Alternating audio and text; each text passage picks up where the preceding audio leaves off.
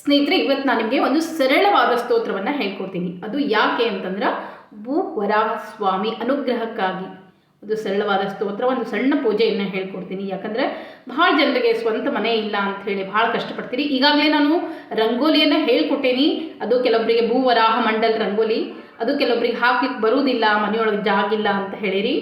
ಆಮೇಲೆ ಅದ್ರ ಜೊತೆ ಒಂದು ಶ್ಲೋಕವನ್ನು ಹೇಳ್ಕೊಡ್ತೀನಿ, ಅದು ಭಾಳ ಕಠಿಣದ ಅಂತಲೂ ಕೂಡ ಹೇಳಿರಿ. ಅದಕ್ಕಾಗಿ ಇವತ್ತು ಒಂದು ಸರಳವಾಗಿರುವಂಥ ಪರಿಹಾರವನ್ನು ಹೇಳ್ಕೊಡ್ತೀನಿ, ಸರಳವಾಗಿರೋ ಸ್ತೋತ್ರ ಹೇಳ್ಕೊಡ್ತೀನಿ, ಒಂದು ಸರಳವಾದ ಪೂಜೆಯನ್ನು ನಿಮ್ಗೆ ಹೇಳ್ಕೊಡ್ತೀನಿ ಅಂತ.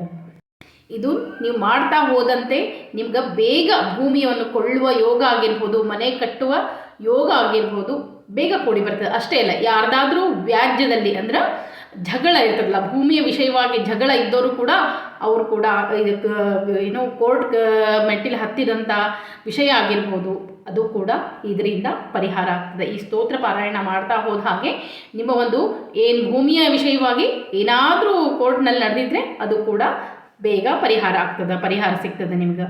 ಯಾಕೆ ನಾವು ಭೂಮಿಯ ವಿಷಯವಾಗಿ ನಾವು ವರಾಹ ಸ್ವಾಮಿಗೆ ನಾವು ನಡ್ಕೊಂಡ್ರೆ ಮಾತ್ರ ನಮಗೆ ಈ ಒಂದು ವಿಶೇಷವಾಗಿ ವರಾಹ ಸ್ವಾಮಿಗೆ ನಡ್ಕೊಂಡಾಗ ಮಾತ್ರ ಸಿದ್ಧಿ ಸಿಗ್ತದೆ ಅಂತ ಅಂದ್ರೆ, ಈ ವರಾಹ ಪುರಾಣ ಒಳಗೆ ಬರ್ತದ ಸೂಕರ ರೂಪಕ ದಾನವ ಶತ್ರು ಭೂಮಿ ವಿದಾರಕ ಯಜ್ಞವನಾಂಗ. ಅಂದರೆ ಹಿರಣ್ಯಾಕ್ಷ ಭೂಮಿಯನ್ನು ಹೊತ್ತು ನೀರಿನಲ್ಲಿ ಮುಳುಗಿದ್ದಾಗ ಬ್ರಹ್ಮದೇವರ ಮೂಗಿನಿಂದ ಶ್ರೀ ವಿಷ್ಣು ದೇವರು ವರಾಹ ಸ್ವಾಮಿ ಅವತಾರವಾಗಿ ಅವತರಿಸಿ ಬಂದು ಆಗ ಹಿರಣ್ಯಾಕ್ಷನನ್ನು ಕೊಂದು ಭೂದೇವಿಯನ್ನು ಬಿಡುಗಡೆಗೊಳಿಸಿದ್ರಂತ. ಅದಕ್ಕೆ ಭೂದೇವಿ ಒಂದು ವರ ಹಾಕೋ ಅಂದ್ರೆ ಭಗವಂತನಿಗೆ ಬೇಡ್ಕೋತಾಳಂತ, ನಿನ್ನ ಅನುಗ್ರಹ ಯಾರಿಗಿರ್ತದೆ ನಾನು ಅವರಿಗೆ ಇಲ್ಲಿ ಜಾಗವನ್ನು ಕೊಡ್ತೇನೆ ಅಂತ ಹೇಳಿ. ಅದಕ್ಕೆ ಭೂ ವರಾಹ ಸ್ವಾಮಿಯನ್ನು ನಾವು ಅದಕ್ಕೆ ವರಾಹ ಸ್ವಾಮಿ ಭೂ ವರಾಹ ಸ್ವಾಮಿ ಭೂಮಿಯನ್ನವರು ಮದುವೆ ಆಗ್ತಾರಂತ. ಅದಕ್ಕೆ ಅವರು ಒಂದು ಸ್ವಾಮಿಯ ಸ್ಮರಣೆಯನ್ನು ಮಾಡಿದರೆ ನಮ್ಮ ಆ ಭೂಮಿ ಆ ವಿಶೇಷ ಒಂದು ಫಲವನ್ನು ಕೊಡ್ತಾಳಂತ. ಅದಕ್ಕಾಗಿ ನಾವು ಭೂವರಾಹ ಸ್ವಾಮಿಯನ್ನು ಪೂಜೆ ಮಾಡಬೇಕು ಅಂತ ಹೇಳಿ. ಅದಕ್ಕೆ ನಿಂಗೆ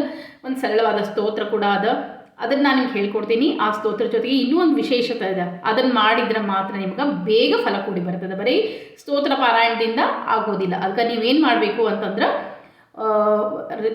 ರೇವತಿ ನಕ್ಷತ್ರ ಇದ್ದ ದಿವಸ ಯಾವುದಾದ್ರು ನಿಮಗೆ ಸನಿಹವಾದಂಥ ಯಾವುದಾದ್ರೂ ವರಾಹ ಸ್ವಾಮಿ ದೇವಸ್ಥಾನಕ್ಕೆ ಹೋಗಬೇಕು.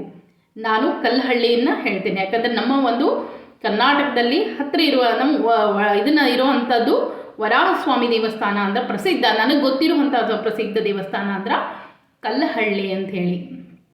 ಭೂವರಾಹ ಸ್ವಾಮಿ ಜೊತೆಗೆ ಭೂದೇವಿ ಇದು ಆ ದೇವಸ್ಥಾನ. ಆ ದೇವಸ್ಥಾನಕ್ಕೆ ಹೋಗಿ ನೀವು ರೇವತಿ ನಕ್ಷತ್ರ ಇದ್ದಾಗ ಇಟ್ಟಿಗೆಯನ್ನು ಪೂಜೆ ಮಾಡಿಸ್ಕೊಂಡು ತಂದು ಮನೆಯಲ್ಲಿ ಬಂದು ಒಂದು ಸ್ತೋತ್ರವನ್ನು ಹೇಳ್ಕೊಡ್ತೀನಿ. ಆ ಸ್ತೋತ್ರವನ್ನು ಹೇಳಿ ಆ ಇಟ್ಟಿಗೆಗೆ ಅರ್ಶಿನ ಕುಂಕುಮ ಇರಿಸಿ ಪ್ರತಿನಿತ್ಯವಾಗಿ 108 ಸಲ, ಭಾಳ ಸರಳದ ಸ್ತೋತ್ರ.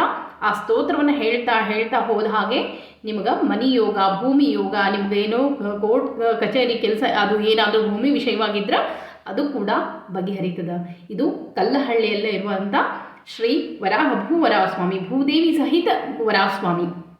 ಆ ಇಟ್ಟಿಗೆಯನ್ನು ಪೂಜೆ ಮಾಡ್ತಾ ಓಂ ನಮೋ ಭಗವತೆ ವರಾಹ ರೂಪಯೇ ಭೂಪತೆಯೇ ಭೂಪತಿತ್ವಮೇ ದೇಹಿ ದಾಪಯ ಸ್ವಾಹ. ಇಷ್ಟೇ ಶ್ಲೋಕ, ಇದು ಭಾಳ ಸರಳದ. ಸ್ಕ್ರೀನ್ ಮೇಲೆ ಬರ್ತದೆ ನೋಡ್ರಿ ಈ ಸ್ತೋತ್ರ.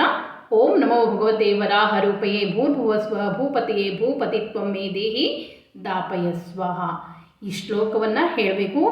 ಯಾರ ಮನೆಯಲ್ಲಿ ನಾವು ಫೋಟೋ ಇಟ್ಟು ಪೂಜೆ ಮಾಡ್ತೇವೆ ಅಂದ್ರೆ ಫೋಟೋ ಕೂಡ ಇಟ್ಟು ಪೂಜೆ ಮಾಡ್ಬೋದು. ಭೂವರಾಹ ಸ್ವಾಮಿ ಜೊತೆಗೆ ಲಕ್ಷ್ಮಿ ಇರಬೇಕು. ಅಂತಹ ಭೂವರಾಹ ಸ್ವಾಮಿ ಫೋಟೋ ತಂದು ಪ್ರತಿನಿತ್ಯ ಕೂಡ ಮನೆಯಲ್ಲಿ ಕೂಡ ಪೂಜೆ ಮಾಡಬೇಕು. ಅದಕ್ಕೆ ಈ ರೀತಿ ಮಾಡೋ ಸ್ತೋತ್ರ ಹೇಳಿದ್ರೆ ಬೇಗ ಮನೆ ಆಗ್ತದೆ. ನಮಸ್ಕಾರ.